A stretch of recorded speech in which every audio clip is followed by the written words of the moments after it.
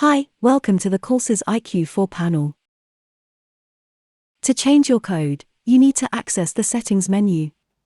To do this, swipe down from the top of the screen. Here you can also change the volume, the brightness of the screen and the brightness of the LEDs at the top. For now, touch Settings. This will display a range of different options including advanced options which we require now, so touch that. You will be asked to enter your current user code. If you have just moved into a new build house, this will be on the provided envelope. Now, touch User Management. You will see User 1, which you can edit by touching on the pencil. Here you can name the user and change the code by touching in the relevant fields, which will bring up the keyboard. Touch the back arrow to remove the existing code and type the new one.